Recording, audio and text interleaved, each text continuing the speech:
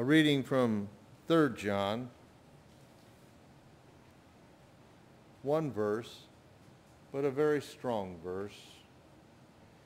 Nothing makes me happier than to hear that my children are living according to the truth. The Word of God for the people of God.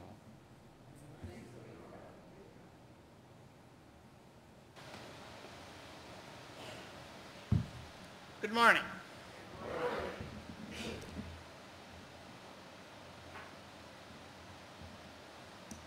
One day last summer,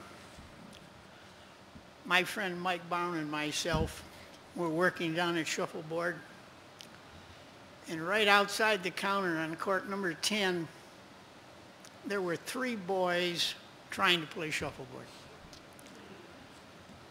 But they were more interested in trying to one-up each other about their fathers. And the first boy, we heard him say, my father can write a few lines on a piece of paper and he calls it a poem and he gets $100. And the second boy said, that's nothing. He says, my father can take a couple of sheets of paper and write some words on them and he calls it a story and he gets $200. The third boy says, well, my dad's a preacher. He writes a few lines on a scrap of paper. He calls it a sermon. And it takes 6 people to gather all the money.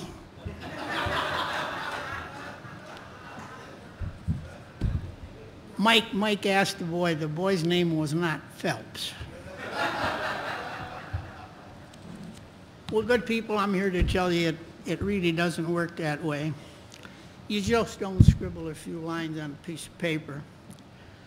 I've been up here some as a liturgist and portraying some roles, and it was fun and challenging, but I had a piece of paper to read from, and this is really challenging, to take the role of a speaker and not be handed a script. Believe me, it entails a bit more than the boy that told about his father and calling it a sermon. And I think Pastor Jerry can attest to that. You know, I think we forget Pastor Jerry stands in this very spot over 40 times a year delivering a meaningful message that inspires us. And I want to right now say thank you, Jerry, for being a father, for being our pastor, and being a friend. We salute you. So it's Father's Day. In one brief day, we tried to laud and honor fathers, but we cannot just talk about fatherhood without touching on motherhood. A loving, caring father teamed in concert with a devoted, nurturing mother creates something we call parenthood. Now, this parenthood is something that is falling in short supply. Let's consider for a moment why this may be. Presently in our modern day society, we have deadbeat dads, absentee dads, part-time dads, and then there's I'm a kid myself dad. These categories of dads are not in short supply. Their number seems to be growing. You know, Webster's dictionary lists 16 different categories explaining just what a father is. After reading and considering, I would like to suggest that what we need are more full-time dads. You know, when a husband and wife decide with God's blessing to create a new life together, they have assumed an awesome responsibility, one that will be introduced to them the very first night home alone with their newborn child. Now is the time when mother while doing the nursing and baby chores needs the support of a full-time father.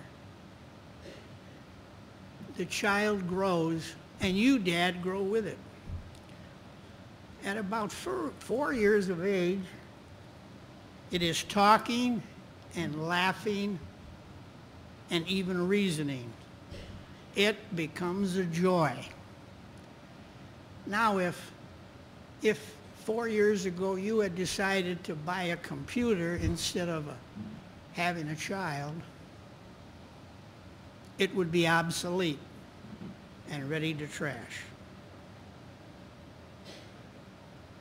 But what you have is not obsolete, but a child of God just beginning to blossom. Why would a man want to be anything but a full-time father to such a precious gift from God?